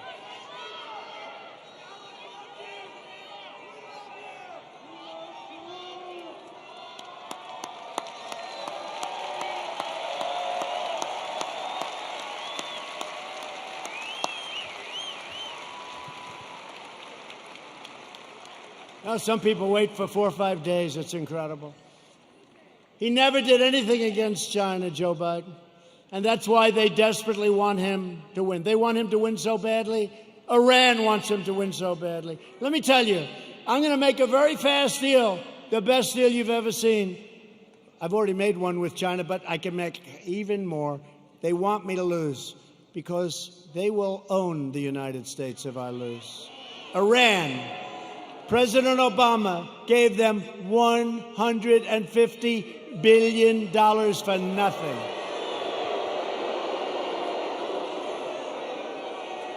And almost more incredibly, he gave them $1.8 billion in green cash, beautiful cash. And now they're not doing so well, are they? They're not doing so well. Someday we're going to get credit for this. Someday.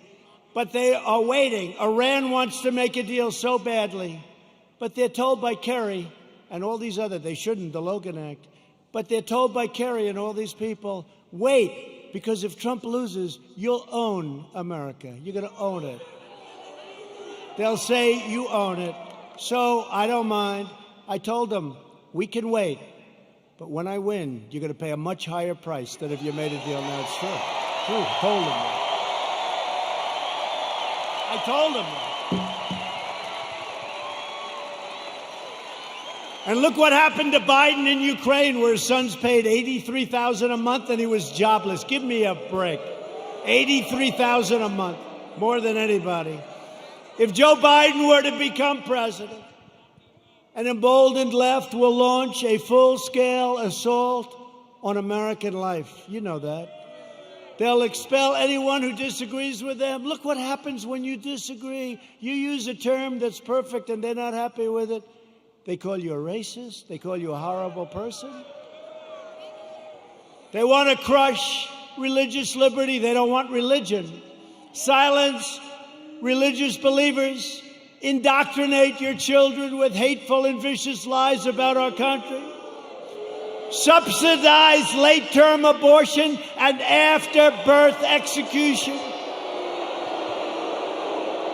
They want to take away your guns through the repeal of your Second Amendment, as sure as you're sitting there. In fact, he even put the big gun grabber, Beto O'Rourke, who made a fool out of himself when he ran for president, they put him in charge of guns. Lots of luck on your Second Amendment. Just remember I said it. Hopefully you won't have to think back about it too much, because it won't matter. Hopefully it won't matter. No, Beto O'Rourke, who wants to give up guns, is in charge of the Second Amendment.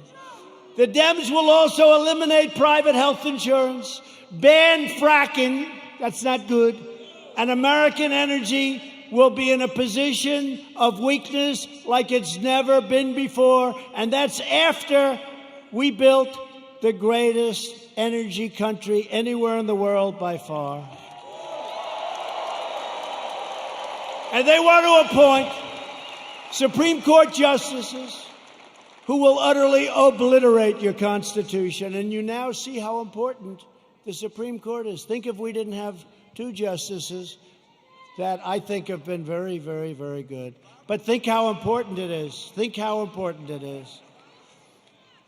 And we still, I guess it's, I don't know if it's an equal court. It's almost like we're a minority court, right? It's almost like we're a minority court. The recent Supreme Court cases prove that if Joe Biden is elected, he will stack the court with extremists and the forgotten men and women. Together with everyone else, we'll lose everything. The forgotten men and women. I campaigned on the forgotten. These are great people. These are substantial people. These are the elite. By the way, you're the elite. They're not the elite. You're the elite. They said, somebody 2 days ago said, sir, the elite are really working hard on trying to destroy you. I said, yeah. Why do you call them the elite? I said, why? Well, they're not elite. I look better than them. Much more handsome. Got better hair than they do.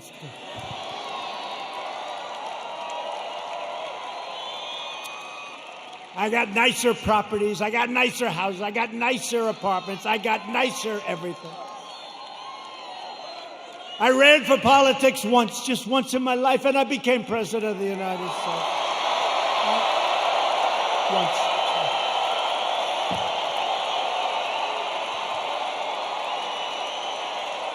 Just once.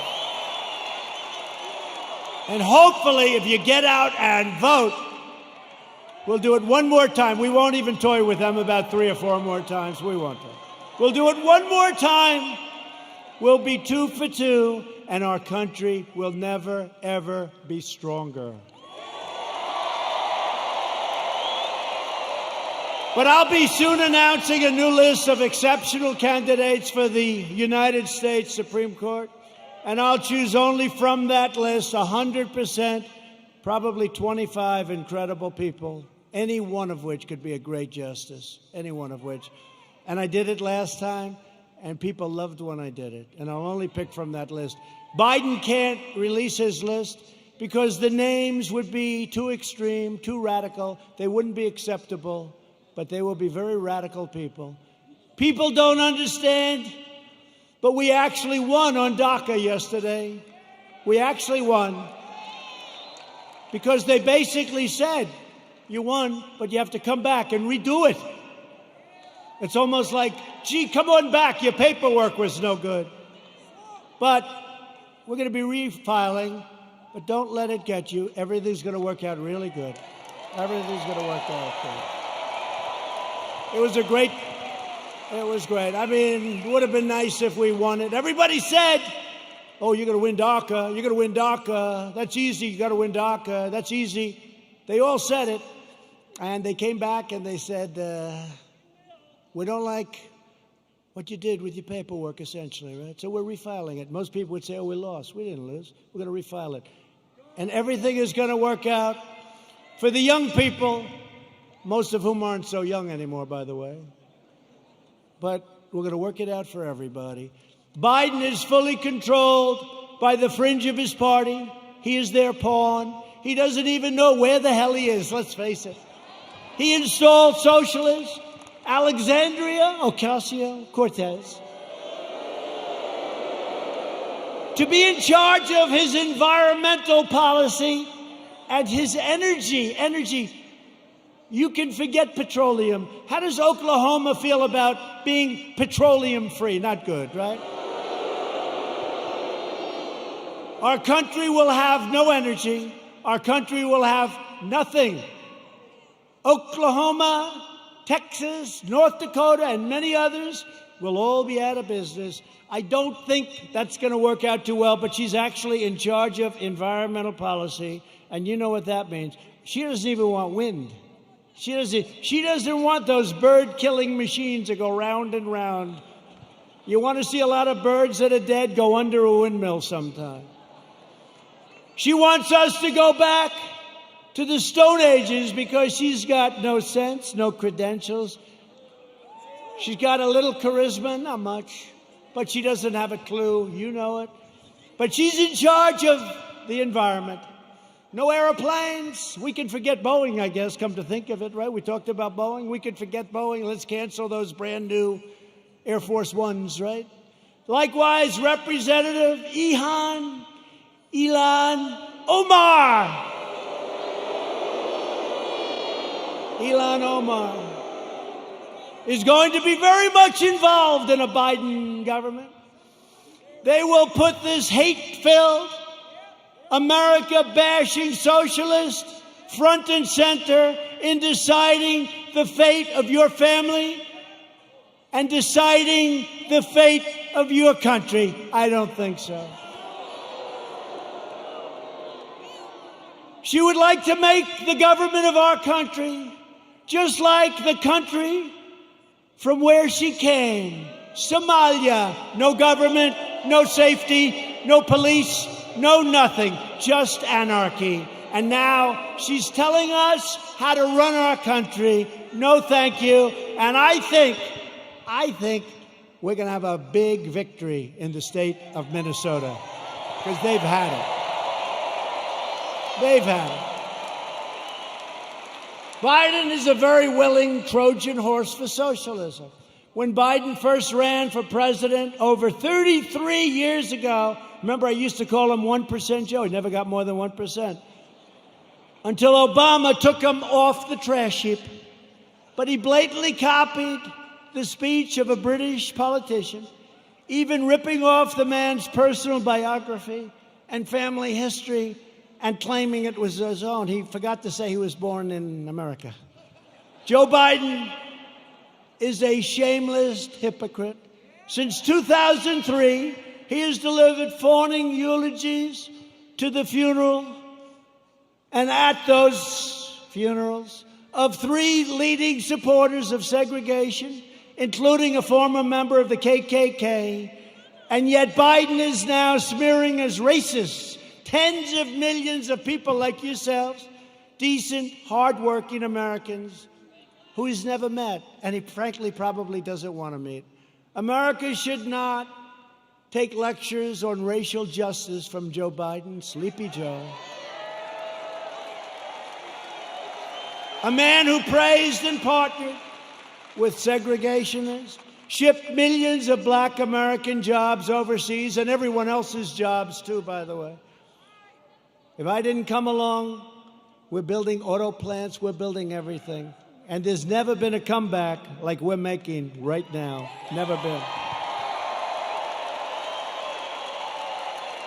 He hollowed out our middle class, including our black middle class, with open borders, trapped young children in failing government schools, built cages. Those cages were built by Obama and Biden. Look it up, 2014. And the fake news doesn't want to. Remember the picture of a cage for children. Remember the picture of the cage? And they said, President Trump. And then they realized that was in a newspaper, 2014, the same. Built by Obama and Biden, the cages. And they don't want to report the way it is. They know the way it is. They're not stupid. They sent young boys to fight in Iraq while the inner cities crumbled, helped the big banks while hammering community leaders, and made our cities less safe and secure for all. They've done a terrible job, and they shouldn't be awarded. They should not get rewarded with an election victory on November 3rd. That shouldn't happen. It'll destroy this country. Our country will be destroyed. We've all worked too hard. They don't know what the hell they're doing. Some do, actually, but in a very sinister way. Virtually every policy that has hurt black Americans for half a century, Joe Biden has supported or enacted. I've done more for the black community in 4 years than Joe Biden has done in 47 years.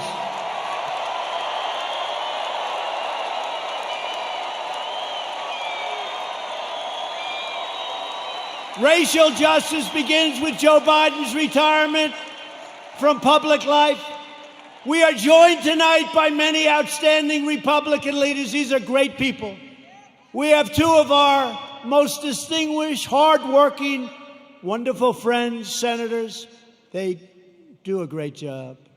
Senator Jim Inhofe and James Lankford, please stand up.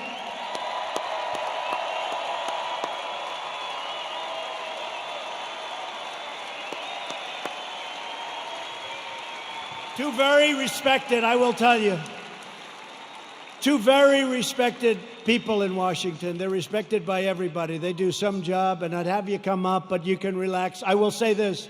Jim is running on November 3rd. Jim Inhofe. He's running on November 3rd. I don't even know. Hey, James, does he have any competition? Is somebody actually running against? There's no competition that he's got. I know he's got James's support. He's got my support. I give him 100% endorsement. Jim Inhofe. I give it to James, too, but he's not running this time. Thank you. Jim, great job. Thank you very much. What a great senator he is. Also here is a man who's respected by so many. He's a little bit right of the people we've been talking about tonight. Senator Tom Cotton of the great state of Arkansas.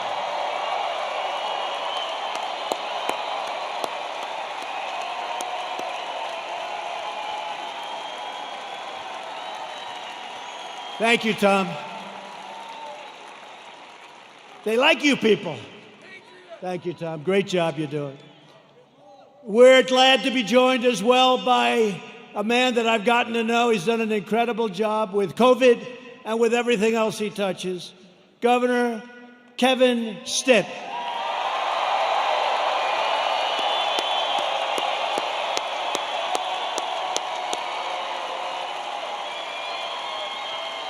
Thank you both. Thank you both for being here. Thank you. Lieutenant Governor Matt Pinnell. Thanks, Matt. Thanks, Matt. And Representatives Frank Lucas, Tom Cole, he's been here for a little while. He's done an incredible job.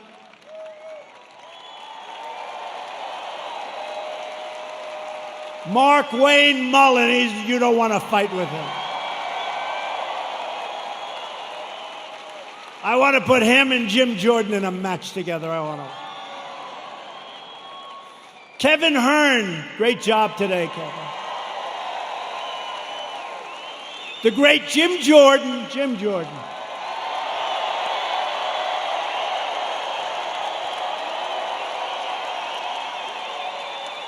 Elise Stefanak.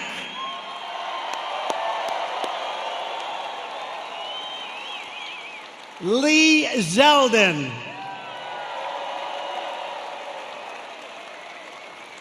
Tom Emmer. Tom, thank you. These are warriors, folks. These are great warriors. During the fake impeachment trial, I'll tell you what, there was nobody that could have done the job they've done. That includes the Senate and the House. These people are incredible. David Kutzoff. David.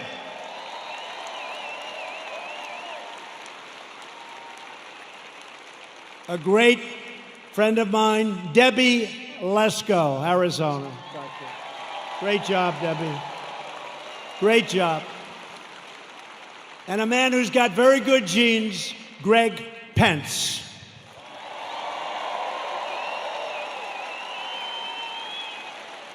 Thank you all. Great job. They're great people. They are. They're warriors. I'll tell you what. Not every person is, but this group is, and we have a lot of them in Washington. And we'll send Jim Inhofe back, and we'll send all of them. You'll send every one of them. They have to come back because they have been fighting for us, and they've been fighting for you, and they are just incredible, talented, tough, strong people that love your state a lot. So thank you very much. So we built the greatest single economy in the world. And then we say, not only the world, but actually in the history of the world, and they never even challenged me, so I guess I'm right. We did it. We had the best numbers anybody's ever had. We had the best employment numbers. African American, Hispanic American, Asian American. The best employment numbers in history. The best stock market numbers in history.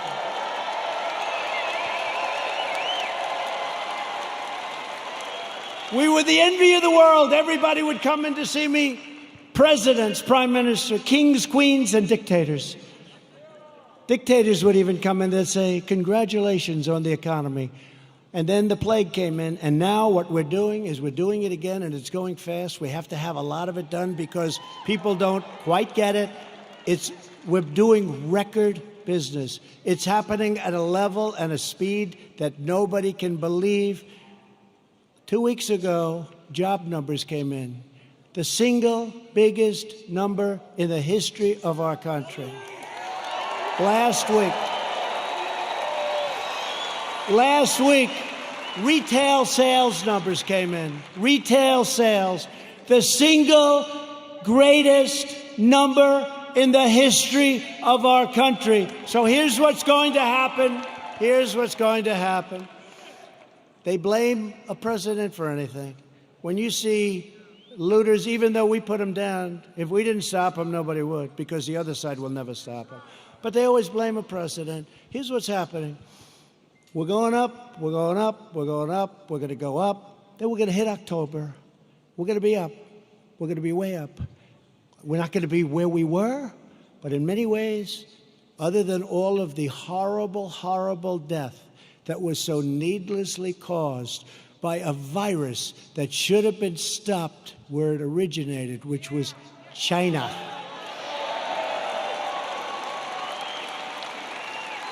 But we're going to go up, up, up, up. August, September, October.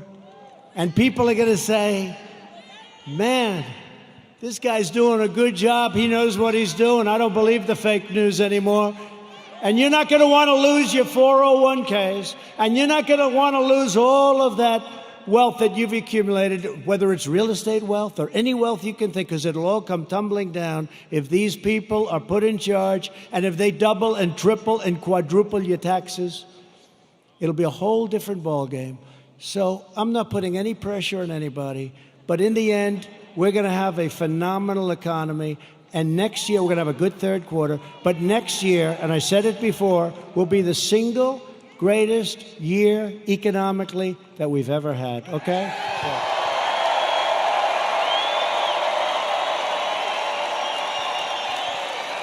And if you see that happening, if you see it happening on November 3rd, you don't have the guts to vote against Trump. Even you don't have the guts to vote against Trump. Say, wait a minute, darling, my 401k is higher than it was the last time. I don't think I want to take a chance. You're not going to want to do that. The stock market has been the best. Think of this. Go back 1 week and go back 50 days. In that 50-day period, it's the strongest 50 days in the history of the stock market. Think of it.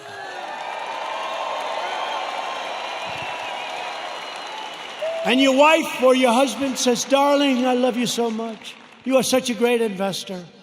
And all you did is just keep the same crap you had the first time. Right? Darling, I love you so much. You've always been a loser. You've always lost money. But now under President Trump, you're one of the greatest financial minds in our country. And all you did was keep your stock. Now, if you think you're going to run against, they're going crazy. They want the stock market to go down, even if it costs them money. They want the stock market to go down, even if it costs them money.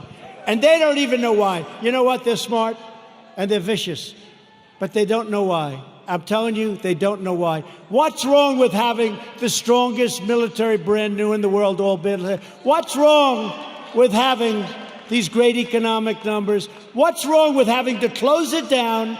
We saved millions of lives. You know, a lot of people say we should have gone herd. Let's go herd. Ask him, how are they doing in Brazil? He's a great friend of mine. Not good. You heard about Sweden, right? 2 months. Ask him how they doing in Sweden. We saved millions of lives, and now it's time to open up, get back to work, okay? Get back to work. I recently signed groundbreaking criminal justice reform. I secured record and permanent funding for historically black colleges and universities. We slashed regulations and passed massive tax cuts to give black workers a pay raise like they've never, ever gotten before and lift up black-owned businesses. And I worked closely with a great senator also, a friend of theirs, Senator Tim Scott, South Carolina, to create opportunity zones, which are doing incredibly. And since then, countless jobs and $100 billion of new investment, not government investment, have poured into 9,000 of our most distressed neighborhoods anywhere in the country. 9,000. Never happened before. Tim Scott. Today, I'm also announcing that I have directed Secretary of the Interior David Bernhardt to place the John Hope Franklin Reconciliation Park here in Tulsa on the African American Civil Rights Network. So many of my friends have been asking me to do that. So many of my friends, including these great politicians. So we're going to do that. It'll be done very quickly. We will forever remember and honor the courageous people who helped build this state and this country. Democrats are stoking division in order to distract from their decades of failure on schools, jobs, housing, justice, and crime. In major city public schools run by Democrats, over 2/3 of students are falling behind in reading and math, and I think the numbers are worse than that.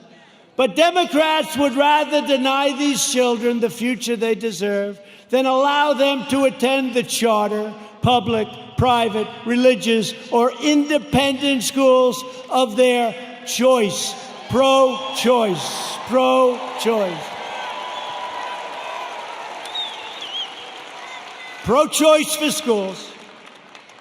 It's very popular, but some people it's like a disaster because what it does to certain unions that have a lot of power over the Democrats, even though they know it's wrong. Republicans believe access to education is a civil right. It's a civil right.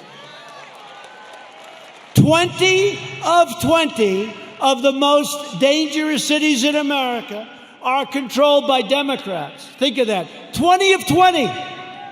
And so is nearly every major city with a child poverty rate that's over 30%. They're controlled by Democrats. We can name every one of them. The murder rate in Baltimore and Detroit is higher than El Salvador, Guatemala, or even Afghanistan. How are they doing, the Democrats running those cities? Your whole country will be like that. In 2018 alone, our police arrested nearly 12,000 people for murder and manslaughter, 25,000 people for rape, and nearly 1.5 million for assault, violent assault. The Democrats' push against our police will drive up crime and drive up costs at levels you'd never believe. Thousands of innocent lives will be lost. As president, I will always support the incredible men and women of law enforcement.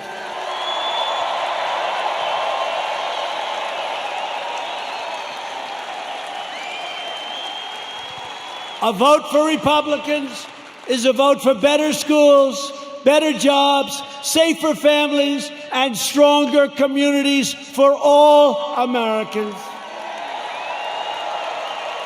There is a limit to what we can together achieve with 4 more years. With your help, we will lift millions of our citizens from welfare to work, dependence to independence, and poverty to prosperity. That's what's happening. That's what's happening. And that was happening at a level that nobody ever thought they'd see. It was happening before this COVID came in. It was happening at a level that nobody believed possible. And then China sent us the plague. Thank you very much. We will protect Medicare and Social Security for our great seniors, and will always protect patients with pre-existing conditions. Always. Always. We will appoint more judges to interpret the Constitution as written. We will end deadly sanctuary cities. We will finish the wall, which has now 212 miles built and beautiful. 212 miles. That's a lot of miles. And let me tell you, you think that was an easy one? That was a tough one. That party was totally unified against building the wall. You know, in the end, they gave up. You know what happened? They realized it was a bad issue for them because these open borders, I love when they fight for open borders, because anybody that wants an open border coming in from rough areas, there's something wrong with those people. So did you notice in the end, it was like, just leave us alone, build your wall, just leave us alone. I said, thank you very much.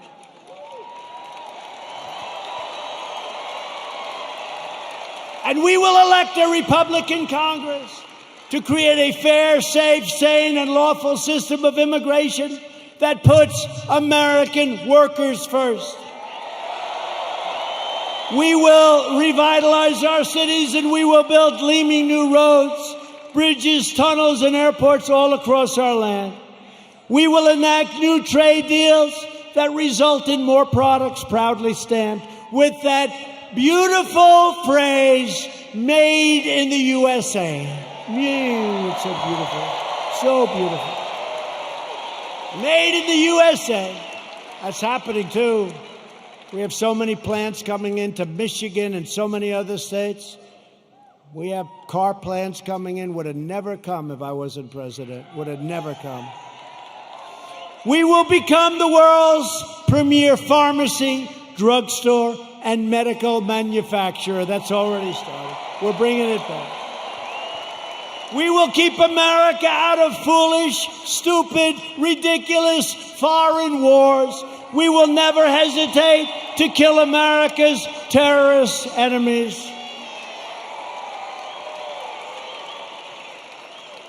You know, when I took over, ISIS was all over the place. And I did something that I felt we should do.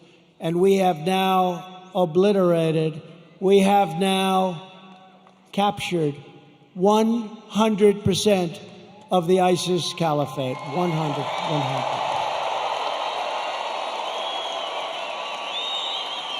And like our depleted military when I took over, like our empty shelves medically when I took over, like all of the things that when I took over it was a mess, we have done a job. You had to see what ISIS was doing. They were getting bigger.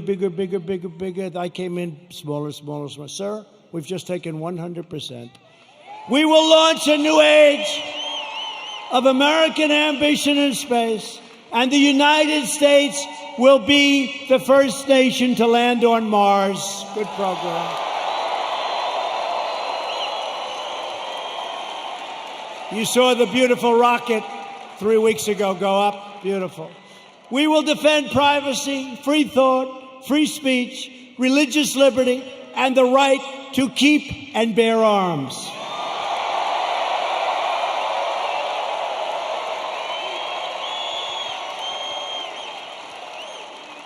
And when you see those lunatics all over the streets, it's damn nice to have arms. Damn nice. Interesting how all of a sudden people understand it, right? You couldn't sell it. Now people understand it. The right to keep and bear arms will protect your Second Amendment. Above all, we will never stop fighting for the sacred values that bind us together as one America. We will support, protect, and defend the Constitution of the United States. We uphold the principle of equal justice under the law. We believe in the dignity of work and the sanctity of life. We believe that faith and family, not government and bureaucracy, are the true American way.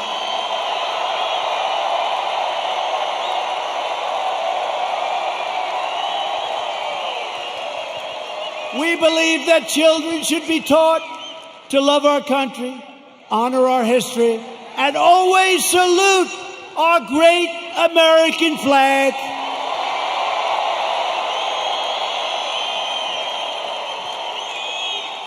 And we live by the words of our national motto, it will never change.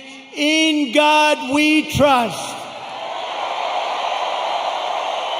We stand on the shoulders of American heroes who crossed the oceans, blazed the trails, settled the continent, tamed the wilderness, dug out the Panama Canal, laid down the railroads, revolutionized industries, won 2 world wars, defeated fascism and communism, and made America the single greatest nation in the history of the world, and we are making it greater and greater every single day.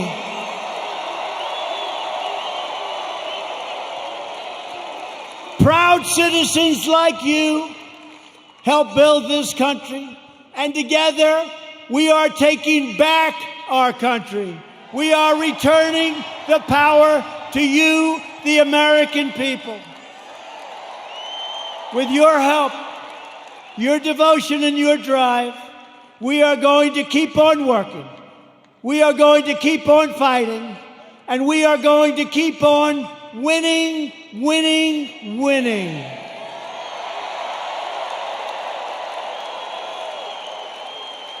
We are one movement, one people, one family, and one glorious nation under God. America will soon be thriving like never before because, ladies and gentlemen of Oklahoma, the best is yet to come.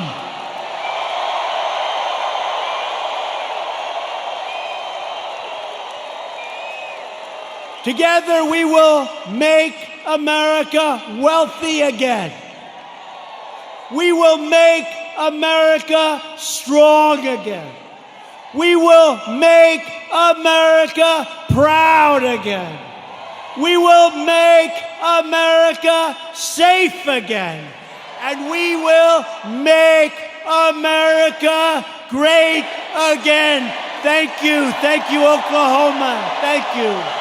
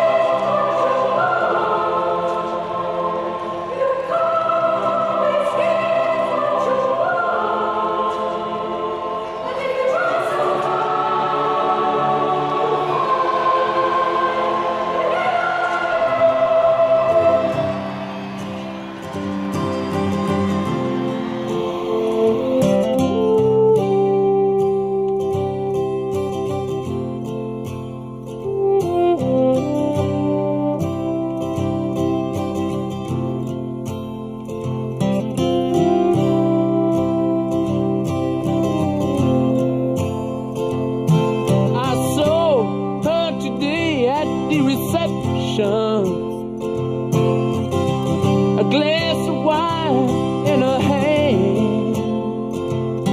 I knew she was gonna meet her connection. At her feet was a footloose man. You can't always get what you want. You can't always get what you want. What you want, but if you try some